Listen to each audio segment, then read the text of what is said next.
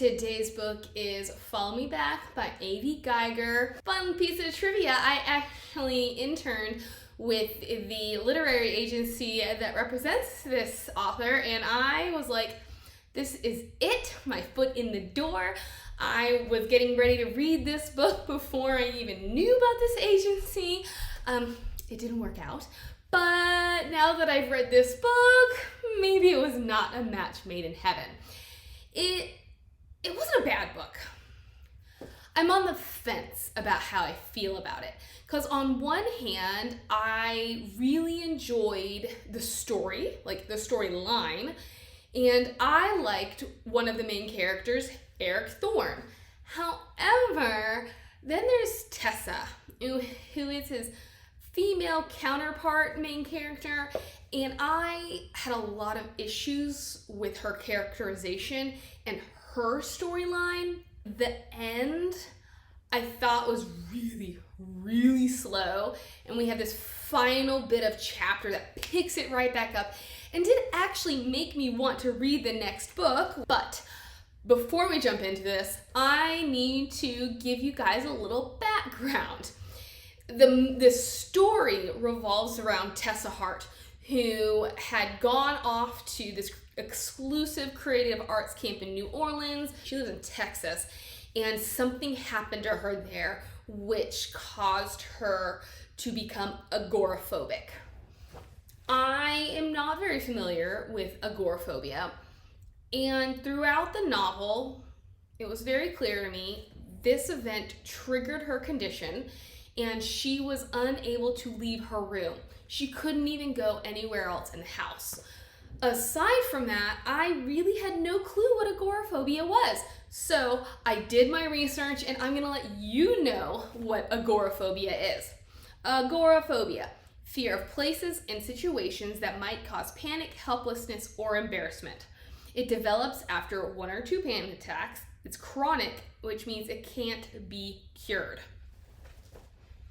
For me, the biggest issue here was we had no idea what caused her agoraphobia. And on one hand, I thought it was clever. Like, Geiger strung us along until we got to learn the source of her issue.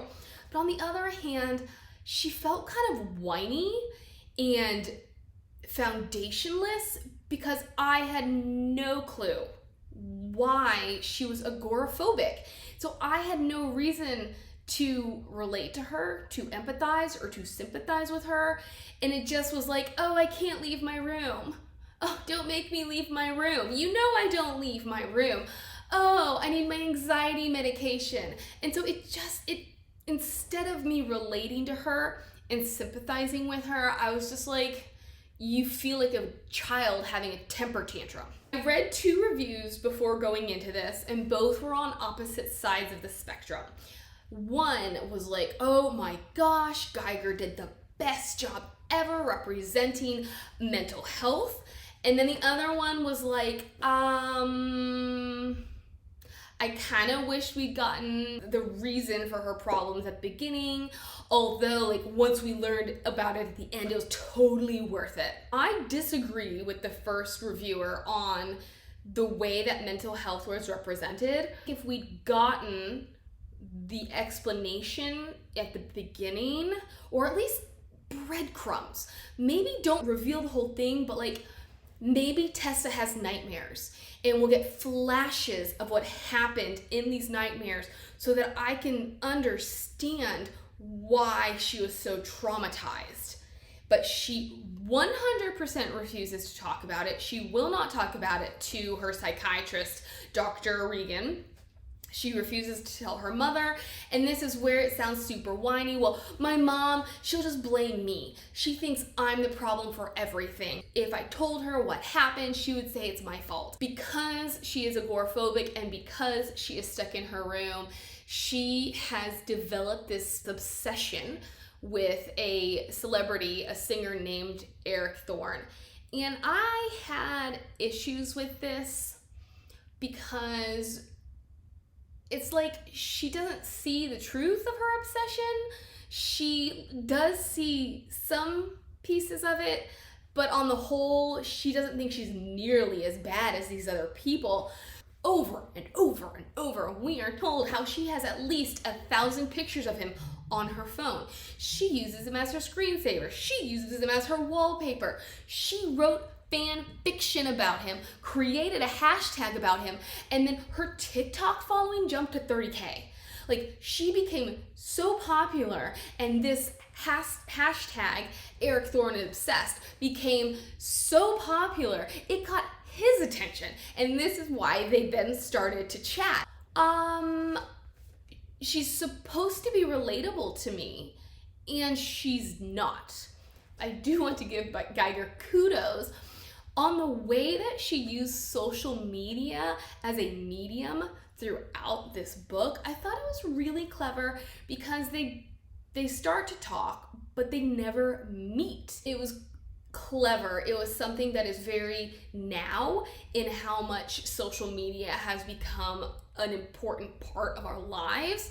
Even though she won't leave her room, she does have an outlet. She doesn't really use it, but then Dr. Regan, who I thought was 100% pointless, she was a stereotype of a psychiatrist, but nothing she did was helpful. Like, she would suggest that Tessa leave her room. She would give her baby steps. Leave your room, go downstairs. Leave your room, go outside. Leave your room, go to the tree farm to cut down a Christmas tree. And Tessa, for one reason or another, could never accomplish this. What is Dr. Regan doing? How is she helping Tessa get better? Tessa lives with her mother. Her mother works night shifts, so her mother is a non-entity throughout this book. I kind of related to the mother because Tessa was kind of a brat. I don't know. It all stems from the fact that I don't know why her agoraphobia happened or why it's so severe. My thought was that she goes to this arts camp and everybody gangs up on her for some reason and they traumatize her. Maybe they bully her or they do something that is so traumatizing that she has to leave early, and now she can no longer handle being part of the outside world. I do want to also introduce Maury, who is Eric's manager, Scott, who is Tessa's boyfriend. I have a lot of feelings about Scott because I didn't see why he was necessary. We got maybe 10 minutes of him throughout this entire 10-hour book. So he's like 1/100th of this book. But there's this huge emphasis on him. I'm like, but why? He is super supportive. My whole thought is, if I were dating somebody, and Tessa, they're both like 18. If I were dating somebody and they've been together for about 2 years, I would struggle to stay with them if they refuse to interact, if they refuse to leave the house, if they're not comfortable having me around, if our entire relationship has changed. I didn't understand why he was still with her. And then I was like, well, maybe I'm judging him, prejudging him. But then we meet him and he's kind of sympathetic because he's going off to school. She has deferred. He's going off to school and he's going to join a fraternity. He asks her if she would be willing to go.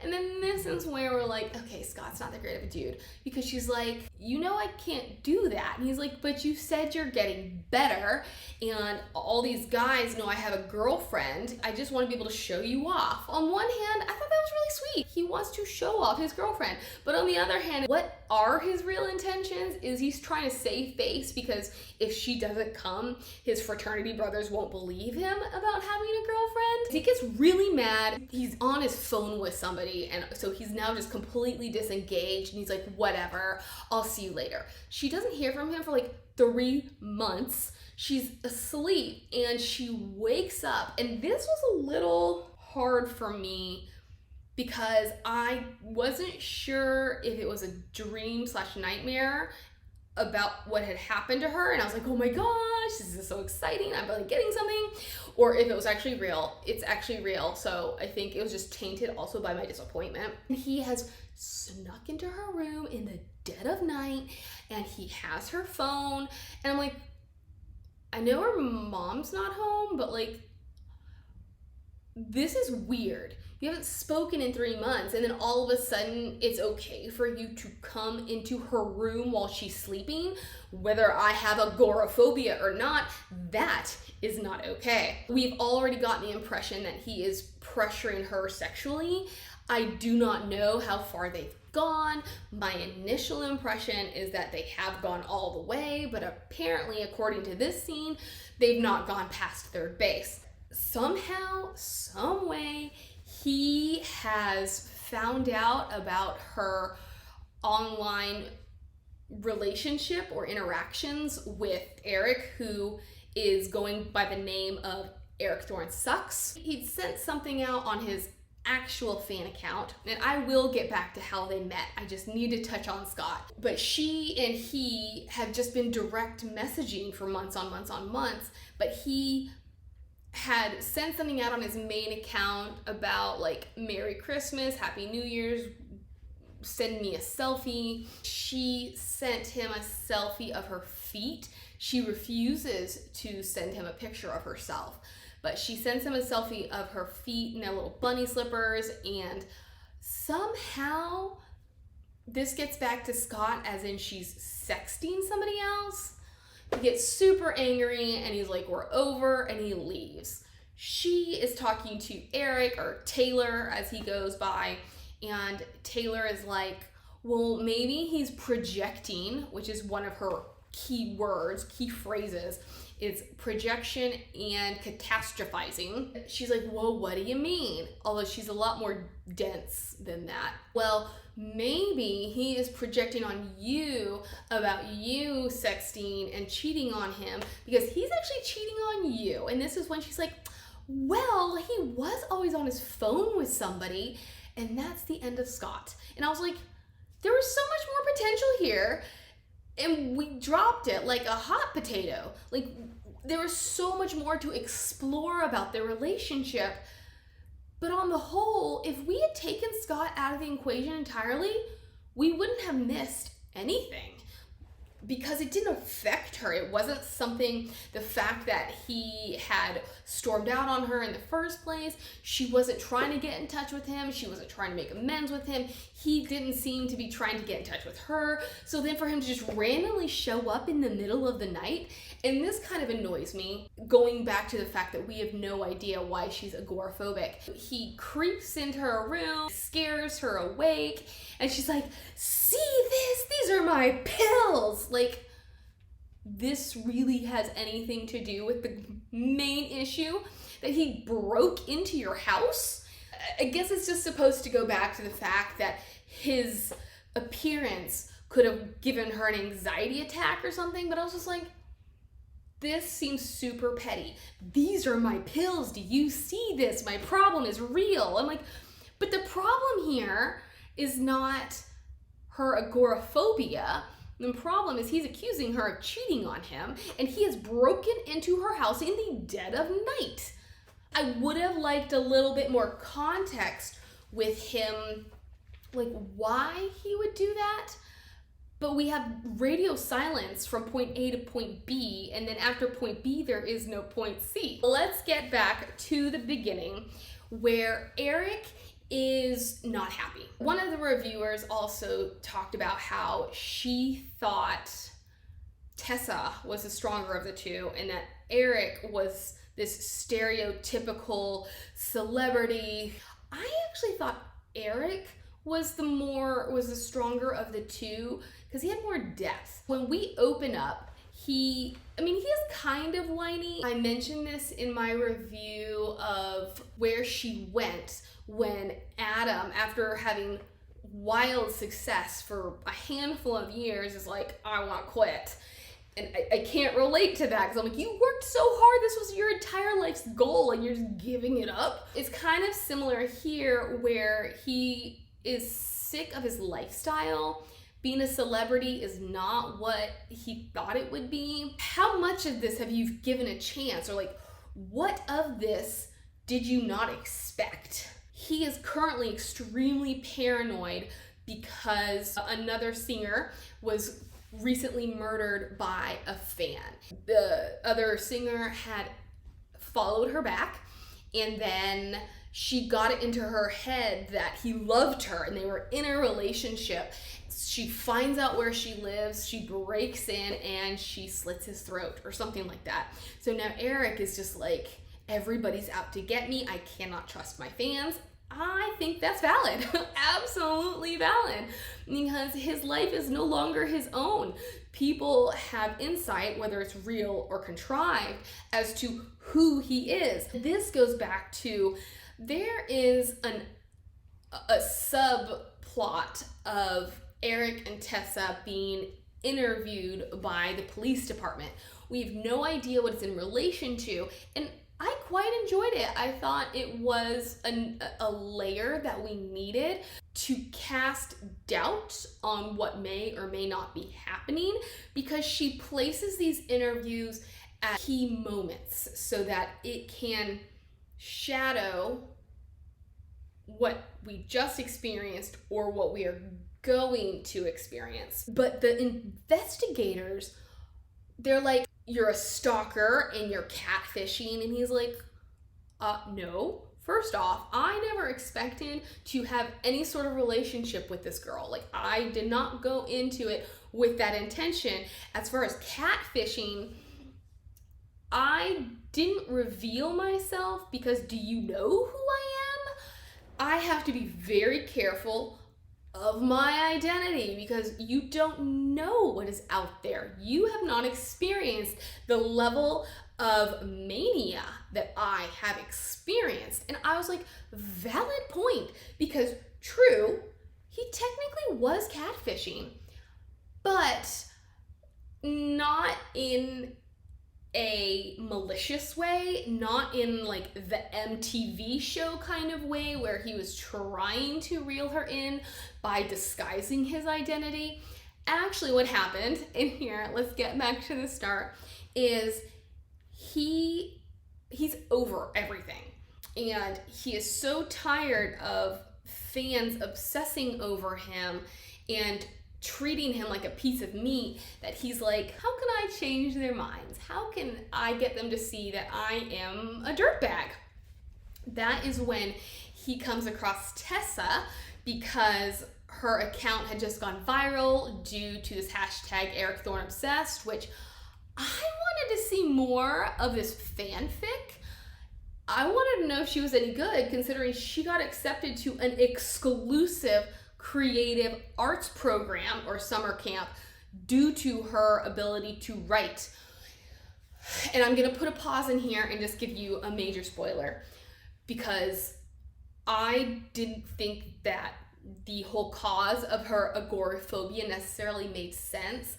I was expecting something big, and what I got was something chaotic and ambiguous. Tessa, we think she's this really just decent, homegrown kind of girl, and we finally learn what happened because she eventually, when she and Eric declare their love for each other over DM, her thinking that he's somebody completely different, or at least not Eric Thorne, she is able to reveal to him saying I love you is the key that unlocked the gate. And I'm under the impression that nobody has learned the truth, to which I'm like, then how did you get a psychiatrist? Maybe psychiatry works differently, where all they care about is that there's an issue that is affecting your life and you need to somehow work through this issue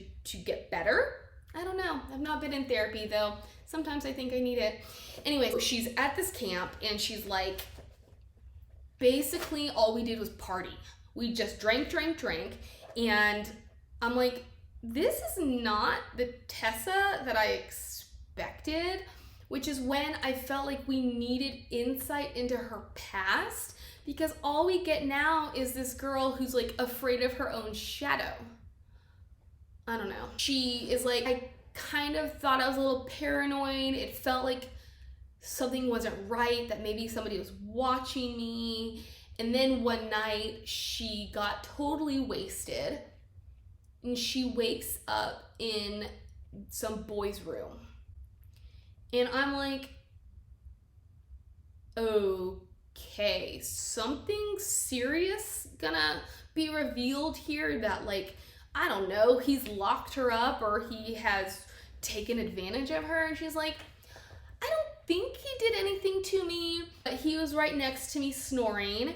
However, I was so freaked out that I jumped out of bed.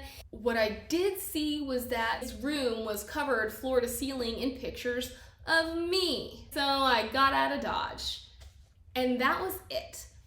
Not to be callous, I can see how both of those elements could be traumatizing. Absolutely 100%. She had no idea where she was.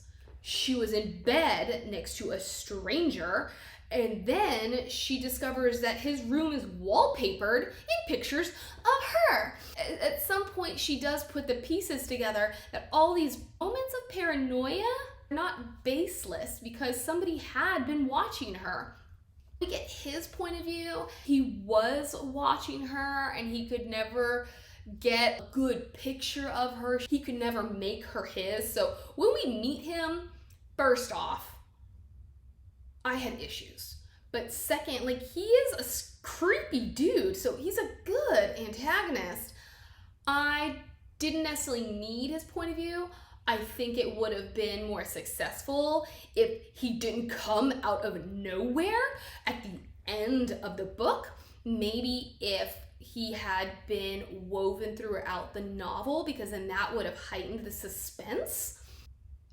It was anticlimactic, to say the least. Like, not to be dark, I would have preferred if he'd had such an obsession with her that he had taken advantage of her. That would have heightened the issue where she is physically and emotionally taken advantage of.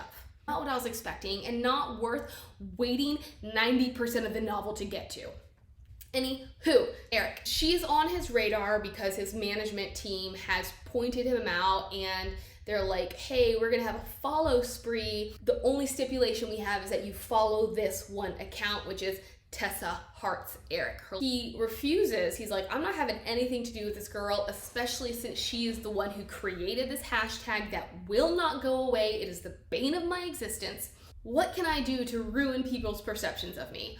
I'm going to create another account, which is Eric Thorne Sucks, and I'm basically going to bash myself.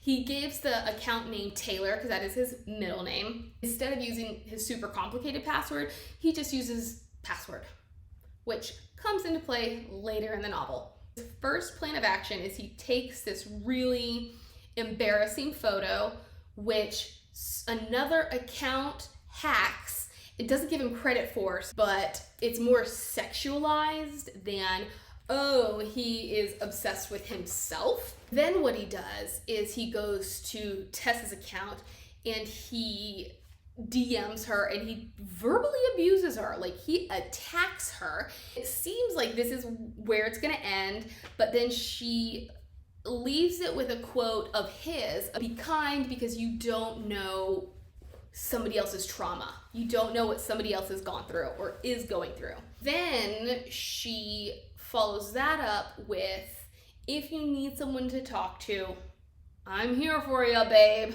Well, she doesn't say that, but I'm here for you. He takes advantage of this and they begin this relationship, which I quite enjoyed. I thought they had a lot of chemistry. Again, I thought she was incredibly obtuse because she thinks Taylor is a girl. Excusable, like, I understand that. However, my problem comes in when he asks for a selfie from his followers. She sends him one of her feet. In a joking way, he sends one of his feet, and she's like, those are men feet? You are not a girl? And freaks out. His response was quite nice, where he was like, oh, darn that Taylor Swift, she ruined it for everyone. Because he never misrepresented himself. All of their conversations, he essentially told her the truth. He just veiled it so that it seemed like he was in a different kind of job. But all the details he related back to what he was actually going through. He just wasn't like, I'm Eric Thorne, be my stalker. She blocks him. And I was like, this is an overreaction. You're okay. And this is something Scott points out. You're okay with a girl asking you to take your clothes off or something, but you're not okay learning that this is a guy. And this was, for me, a missed opportunity because she's like, all right, I'll forgive you for your indiscretion. Do you have any other secrets, any other things that I need? Because I don't like surprises. I cannot handle surprises. He's like, I do have one secret, but I really can't talk about it right now. So he decides the lesser of two evils is to lie to her and tell her, no, nothing else to tell you. For me, I thought it would have been a great opportunity because she has her own secrets. I thought it would have been a great opportunity for him to say, well, there is one thing, but I'm not ready to tell you yet. So at least that would have been out there because she's doing the same thing to him. He knows she has agoraphobia. He knows she's going through something. He knows she's seeking a psychiatrist, but she's not ready to talk about it yet. Spoiler, she eventually recognizes why she latched on to him so much is because she saw herself in him, his fear, his worry, his anxiety, or at least his perceived worry, anxiety. It's so fangirly to me. In the end, when it comes down to the fact that, yeah, like he actually was feeling that way and she glommed on to that because that was how she was feeling, I was like, okay, I will excuse it. But for these intents and purposes, it felt baseless and flat. I couldn't understand, I could not connect with her obsession concerning her current mental health. And then for him, his whole concern is about the danger of fans. And she is not subtle or secretive about her obsession.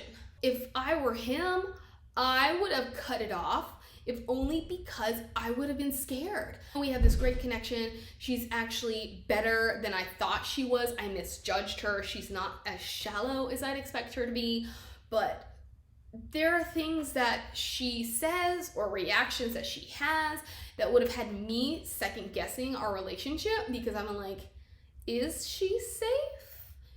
What will she do in the face of meeting me, of learning who I am? So the whole thing just didn't make sense to me. Here's another thing. I thought this was a great character. Maybe we'll meet more of her in Tell Me No Lies, although I really, like, based off of my overall feelings on this book, I don't know if I will read that one. Maybe I'll Google it. Hopefully somebody will share some spoilers with me. Please feel free to leave it in the comments. There is a TikTok account called @Mrs. Eric Thorne. And actually, can I just say, the narration, this bothered me. And I can understand why they did it, but it bothered me. Every single time we would have a Twitter account or something mentioned, it's always @something something. Like their conversations, their DMs would be like @Tessa Hearts Eric, Tessa H. And then @Eric Thorne Sucks, Taylor, @Tessa Hearts Eric. Do we need to include the @ symbol every single time? I got it. I think we're all in this age of social media enough that we can fill in the blank, okay? We have this account called @Mrs. Eric Thorne or MET. Somehow MET knows everything. She is Eric Thorne's top fan account. And so in Tessa's words, she is the most important account on TikTok or Twitter. She is, do I keep saying TikTok? I mean Twitter. Somehow she knows everything. She has all this insight that people shouldn't know. For me, I enjoyed postulating on who's running this account. Is it Maury? Is it somebody else connected to Eric? Is it like, who could it be that they have information they're not supposed to have? And then towards the end of the novel, Eric is kind of desperate to meet Tessa. He manufactures a TikTok contest which would allow the winner to have a private show. Of course, all of this is to meet Tessa. When Tessa's on her way, MET messages her and is like, don't forget to send me pictures and tell me all about it. And for some reason, Tessa is playing dumb. My thought is that the winner would have been announced publicly, so why would she be surprised that MET knows? I would also expect that like the date, if not the location of the show, were announced, just because whoever the winner is going to need to know. So going into submitting for this contest, they would need to have some information. MET gets kind of sinister here, and I'm just like, ooh, because we've already been introduced to Bailey as coming after either Eric or Tessa. We don't know about him yet because we don't know the truth yet. We are given the impression that Bailey is coming for Eric. We've already learned that Bailey had hacked the Eric Thorne Sucks account, but I'm getting ahead of myself. I just wanted to put it out there that I enjoyed MET. I enjoyed the danger she represents, both physically and as almost a cyberbully of like, I know everything, I'm everywhere, you better watch out, you cannot hide from me. This is where we enter Bailey. I thought Bailey came out of left field. We are given an impression that Bailey's a female. And I think what bothered me first was that these are all third person close narrations, switching back and forth between Tessa and Eric. Then all of a sudden we get Bailey, and it is omniscient narrator. And then we move into third person close. The writing here doesn't make sense at all. It's effective in certain ways, but I was very confused. What we know is that Bailey is equipped with a duffel bag full of camera equipment, duct tape, and a knife. We're thinking that Eric is the one that Bailey is after and that Tessa is an interloper. Turns out it's the other way around. Tessa is on her way. The only people she invited to this show were Dr. Regan and Taylor. We are seeing Eric waiting for Tessa to show up. It is past the time that Tessa should have shown up. I didn't really understand this, except I guess we're supposed to chalk it up to the fact that she found it very difficult to leave her home. But then my other issue with this is that if she can't go on her back porch, if she can't go into the driveway, if she can't go to cut down a Christmas tree with her mother, how is she ready to drive 20 minutes down the road to watch her obsession play music and then meet up with somebody on Twitter? My red flags would be waving so hard. I felt like she didn't take enough baby steps to really be prepared for a giant leap of faith. You're thinking Bailey's female. Like, all physical description leads us to believe Bailey is a girl. It is explained in the end that when Tessa first connected with Eric, Bailey had DM'd her from another account, another Eric Thorne account, and weirded her out, totally creeped her out, and she blocked him. Because he was so angry about this, he kind of cyber stalked her and somehow learned about her ongoing relationship with Taylor, because Eric's password is password. It was not hard for Bailey to hack his account. Around Christmas, we start seeing how Eric keeps getting logged out of this second account. At this point, I'm just like, it's obvious that somebody has hacked it. Somebody else is signing into your account, which is why you can't be staying in there. But he chalks it up to the new phone update. But it turns out that yes, it was the new phone update, or the new, like an update to the app, and that meant that two different people, two different phones could not be logged into the same account. It would always log them out. So now we're under the impression that Bailey has been watching their interaction for a lot longer than anybody knew. But I thought it was kind of obtuse of Eric to be like, it's a phone update. Like, not that really he had any reason to suspect something nefarious, but I would have thought that he'd still have enough paranoia that he'd be like, huh. Bailey messages Tessa as Taylor, saying the venue is packed. All these people found out about it. You do not want to be here. They had arranged to recognize each other for Taylor/Eric to have a pink rabbit's foot, because this harkens back to her slipper picture. Obviously, Bailey sees this and goes and buys one, stops Dr. Regan and Tessa on the road, and he's like, "It's me, Taylor!" Hops into the car. Tessa vaguely recognizes him, more of a smell. It's very ambiguous. She does realize that they don't have the same chemistry in person as they do over text. Meanwhile, Eric is like, where is Tessa? He pulls up the account, and that is where he sees the messages that Bailey sent. He's like, Tessa, it's not me! And he starts freaking out. His manager, Maury, comes out and he's like, good news, kids, show's canceled. Enjoy New Year's Eve all by yourself. Eric's like, call the police, let them know that she's in trouble. And Maury's like, what are you talking about? Because he's seen Eric messaging somebody, so he knows that Eric has something going on with some girl, that Eric won't tell him about it. And he's like, is this that girl from Twitter? I guess at this point, Maury follows the really random instructions to call the authorities.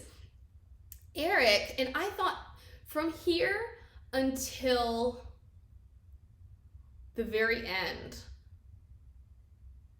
I thought it was really slow, and I started skipping. I was like, I don't care that Eric is lost, that he can't navigate the back roads of this Texas town. I don't really want to sit here with Tessa awkwardly sitting next to this dude who smells. He does introduce himself as Bailey, because she is referring to him as Bailey, although she's obtuse enough not to realize that he's not Taylor.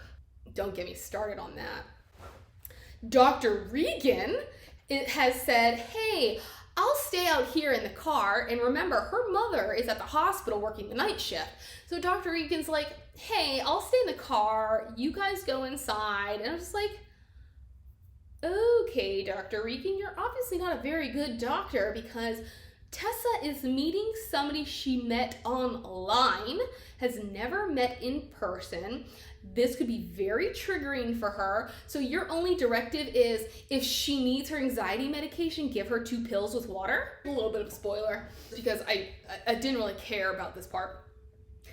She realizes something's not right, as in Tessa. She tries to go inside Bailey's black bag. I guess Bailey knocks her out. She comes to bound and gagged, and then this didn't make sense to me. She doesn't strike me as somebody who can talk her way out of a problem. But she's smart enough to recognize that she has to talk her way out of this. She's got to find a way to trick Bailey into something so that she can save herself. Bailey wants to take her to her room, and she's like, not happening. She remembers that there is a wonky back step on her patio, her porch. She gets Bailey to take her out there. She stomps on this step, Bailey falls, she escapes, and all the while, Eric has finally managed to get to the house where there either already are cop cars or cop cars are close enough. Bailey wakes up and is real groggy, eventually remembers everything, and I don't remember if Bailey is trying to find Tessa or just trying to escape. Runs into Eric. Eric tackles him. Eric's like, hey, police, right over here. Tessa is still like, oh, but Taylor. And they're like, dude, Bailey is not Taylor. Well, who is Taylor? Open the door, insert Eric, and she like freaks out, very fangirly, only to then freak out in a negative way and she slaps him. She cannot handle the fact that he is Taylor. Like, she refuses to believe it. She finds it an invasion of her trust. And I was just like, don't really know how to add 1 + 1 to get 2 here. He does convince her to let him drive her home. All of this, I was just like, oh my gosh. It got super sappy at this point because New Year's Eve, even though they're in Texas, apparently it's like -20 or something. But he says, I'm gonna wait here until your mother comes home. She's like, well, you're gonna wait a long time because you won't get here till 9 a.m. And so he sits in his car. When he sits in his car, his Twitter account, his Erica One Sucks, had been frozen.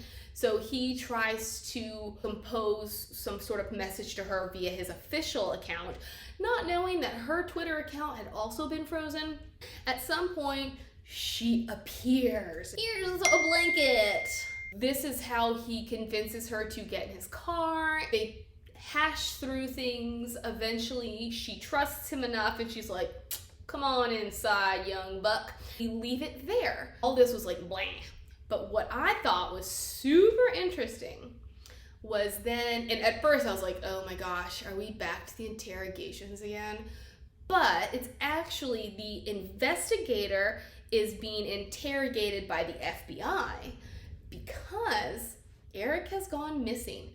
We are then casting suspicion on Tessa because all their car interactions kind of line up with what they found in the aftermath of Eric going missing. Now we're thinking, ooh, is Tess a bad guy? Did she have ulterior motives when she went out to that car? Did she not really forgive him, but she lulled him into a false sense of security? It was amazing. I loved the way it left off, and this is the only reason that I thought maybe I want to read Tell Me No Lies. But I was dissatisfied enough with Follow Me Back and Tessa in general that I don't know if I want to put myself through that again. This is where we leave with Follow Me Back. Let me know what you thought of it, and I'll see you around town. Bye.